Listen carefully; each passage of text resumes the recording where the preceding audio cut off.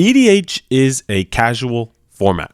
Most decks are meant to do a thing, and sometimes that results in wins, and sometimes it does not. Some decks take this approach by using heavy synergy pieces to make a very coherent and cohesive deck. Other decks like to use high value, high quality cards that might be good in a vacuum, including staples and best in slot cards, to make their decks do the thing just a little bit more effectively. And some decks like to just play straight up jank. None of these approaches to building are bad, and all come down to the amount of money, energy, and time somebody would prefer to put into the game of Magic the Gathering, and more specifically EDH. But this video isn't about deck building.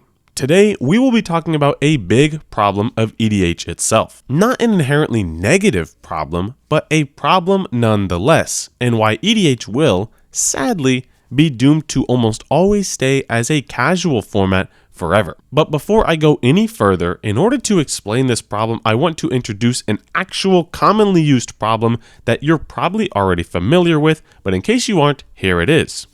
Imagine you walk up to a set of train tracks, and there are two diverging paths. On one set of the tracks, you see 5 people tied up, and on the other set, you see a single person tied up. There is a trolley that is slowly approaching the tied up individuals. The trolley cannot stop, and the trolley is on course to run into the 5 people that are tied up. Now, you can pull the lever, in which case you can change the direction of the trolley, making it so it only runs over the one person. Now, the question is, do you pull the lever? This is a commonly used problem in psych classes, ethics classes, and sociology classes, where it's essentially asking how you would solve an almost unsolvable problem. It is a very interesting problem and has many different variations on it, but this is the normal variation from my understanding. Now, you might be wondering how this relates to Magic the Gathering as a format. And the biggest way I want to relate this back to Magic the Gathering is choosing who to give advantage to, who to interact with, and the difficult choices that you often face in a Commander game. In a game of Commander and in most Commander decks, the entire goal is to gain advantage over the other 3 players. Not only are you doing the thing, but you're trying to get more advantage, whether that be cards, mana, or stats on board. You're trying to have more than your opponents. Now, where the trolley problem comes in is how you get rid of that advantage when you choose to interact and who you interact with. The concept of card advantage is relatively simple in a 2-player format, but in a 4-player format, it gets a lot more complicated. If somebody were to cast a spell and I directly counter it, me and that person are now down a card. But if you flip it, the other 2 players that did not interact in this sequence are now both up a card, which means that they might have interaction themselves that they did not use. They might have a piece that they play that I cannot interact with now. The piece that I interacted with might have been something that would affect the other players disproportionately worse than it would have me. This kind of problem makes it so hard to choose when to interact, who to interact with, and why you interact in the first place. And it is why usually the best strategy in Commander is to just accumulate as much advantage as possible and not really worry too much about the other players. Now, another reason that the trolley problem can be related to EDH as a format is the concept of Kingmaking. In Magic the Gathering, essentially Kingmaking is when you are faced with a choice where you can almost choose who wins the game. Let me give you an example. You're in a 3-player pod, and it is your turn. You have enough stats on board and enough creatures in order to swing and take out one opponent, but not both opponents. However, you know that once you're done swinging, you lose on the crackback of either of these players. But if you do nothing, you will still lose to the player that you pass to, because they have enough stats to beat both players. This is where the trolley problem truly becomes a reality in Magic the Gathering. In the trolley problem, whether you pull the lever or not, somebody is going to experience the harm. In a setting like Commander, whether you choose to interact with one player or choose not to interact with that player, the entire table is going to experience some sort of harm, or you will experience some sort of harm. A game of Commander is a series of borderline impossible decisions to make, one after another, and is why not only is the format extremely difficult to play at a high level, but is almost impossible to win a majority of your games, due to the amount of factors that are completely out of your control and due to the concept of advantage. You cannot remove everything because you will then have nothing. You cannot go all in because when somebody deals with you, you will have nothing. It's also very hard to find great ways to interact because the other players that have not interacted will be that much further ahead. We can take this concept all the way up to CEDH. CEDH at the moment really kind of boils down to mid-range grind. Every player is trying to accumulate as much advantage as possible and wait till basically the last second in order to interact and try to force and jam their wins. Typically, these new win cons are very hard to interact with, they are very low mana intensive, and they typically can be played at flash speed, which means at any given point, somebody can just jam a win onto the table and force their opponents to do something about it. The thing is that if you are the first one to go and try to jam a win, oftentimes you end up forcing your opponents to interact with you, which is putting your opponents into an impossible situation. I stop the win on the stack right now, but I know as soon as this turn gets passed to the next player, they will put a win on the stack themselves. In which case, no matter what, that other player will win, forcing your opponents into this trolley problem, which now makes the rest of the table never want to put a win on the stack. If everyone knows that the first person to put out a win is going to lose, then they will never be the first one to move, almost making a standoff kind of situation, just so that everyone can avoid this trolley problem. If I don't pull the lever, I lose right now.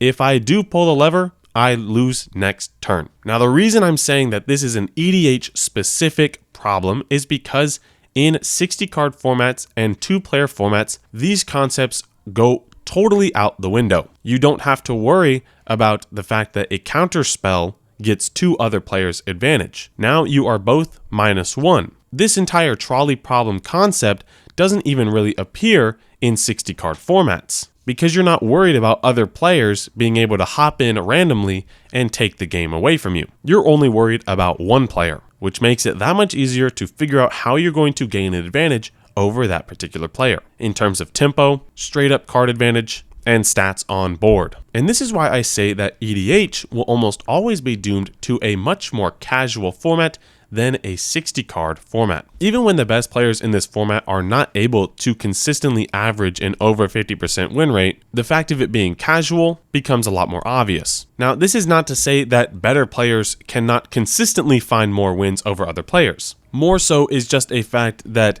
these impossible problems make the format almost feel a little bit unfair for each individual player, even though if you zoom out, it is a pretty fair format. Now, how can we actually use this knowledge? And how can we use it to our advantage? The first way that I think we can really use this knowledge is to start forcing the issue a lot more. If you can find ways to force your opponents into these impossible decisions to make, the game becomes that much better in your favor. This is the one reason why playing these high quality staples is so good. Who cares if you counter my Shieldred if I'm going to play a Massacre Worm the very next turn? You can only deal with so many threats on my board. Not only can you do this and force the issue yourself, sandbagging is another great way of forcing your opponents to fight amongst themselves while you simply just accumulate advantage. There's nothing wrong with sandbagging in a game when you don't have the hottest start at the table. In a lot of ways, you don't want to have the hottest start at the table. You can be the type of player that tries to be in the driver's seat from minute one. And there are ways to build decks that are able to do that. But in most cases, when you do something like that,